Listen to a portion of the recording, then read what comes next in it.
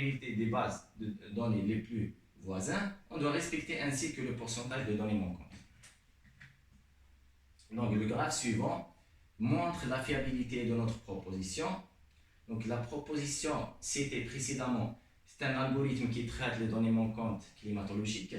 On voit ici que, d'après Psycho, que notre méthode respecte la saisonnalité, et respecte et donne une très grande fiabilité malgré les pourcentages de données manquantes variés.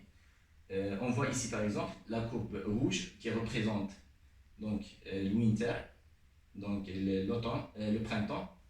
On a l'automne, spring et on a summer et l'été. Donc on voit les mêmes ordres de couleurs dans les graphes. Cet schéma donc, exprime le fonctionnement d'un logiciel que nous avons aussi proposé. Cet logiciel, c'est l'amélioration de la méthode citée précédente et qui peut traiter même d'autres bases de données biologiques ainsi qu'hydrologiques. Donc voilà le logiciel. Le logiciel a été fait, sa version en mai 2017, en collaboration du laboratoire 3BS et l'Université de Messina en Italie. Donc en général, le logiciel est basé sur une bonne structuration au niveau de l'algorithme. On a appliqué le parallélisme pour pouvoir traiter plusieurs processus en même temps. Et comme ça, on va minimiser le nombre d'opérations effectuées par notre logiciel. Ici, donc, le secret de cet algorithme qu'on a appliqué donc, la méthode du cluster pour analyser, donc pour utiliser le nombre des bases de données les plus similaires. Par exemple, s'il y a une donnée qui manque au niveau de la base de données S1, je dois utiliser S2 et S3 avant d'aller à S4 et S5. Donc le graphe suivant montre les résultats d'imputation donnés par le logiciel SPSS et le script Amelia 2. Donc, le problème d'imputation multiple par rapport dans plusieurs logiciels et toolbox, c'est que les résultats finaux sont de plusieurs imputations. On ne peut pas donc trouver une imputation finale. Donc c'est difficile de l'implémenter au niveau par exemple des données climatiques ou hydrologiques. Donc c'est des simulations. Voilà. Ce tableau-là montre la fiabilité de notre logiciel par rapport à Amelia SPSS. On voit ici que le R au carré ainsi que le R au carré ajusté donnent les meilleures valeurs comparant avec celui de Amelia et SPSS. Le RMSE MAE donne les valeurs minimum par rapport à celui donné pour l'Amelia et SPSS. La figure en bas représente l'analyse des résidus. On voit ici la courbe rouge, c'est la courbe en bleu, c'est la courbe la plus proche axe 0 qui représente les résidus les résidus donnés par l'autre logiciel MCDI.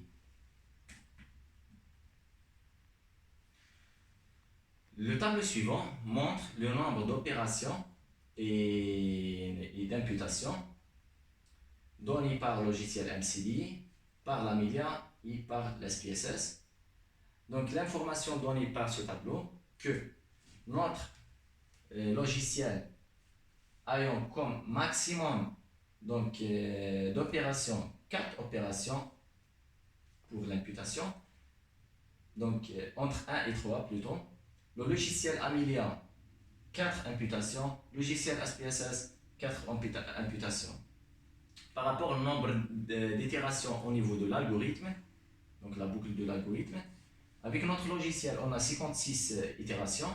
Avec l'Amelia 2, on a 80 itérations. Avec le SPSS, on a 100 itérations.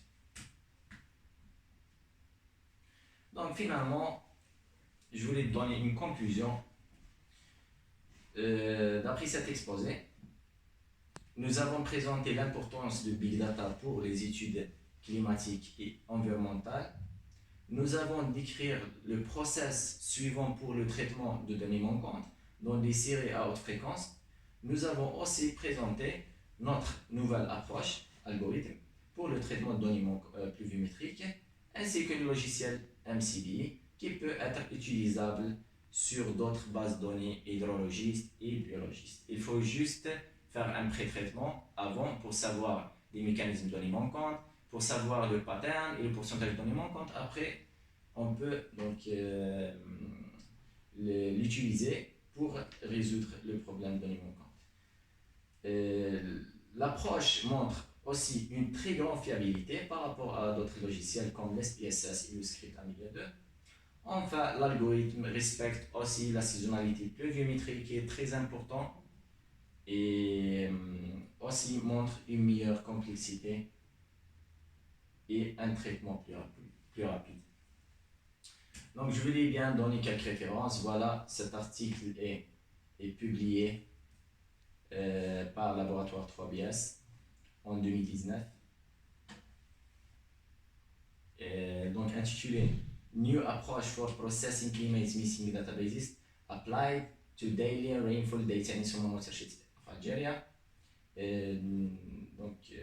L'article exprime donc comment on a choisi les différents modèles cités précédemment pour donner donner l'algorithme, la nouvelle approche.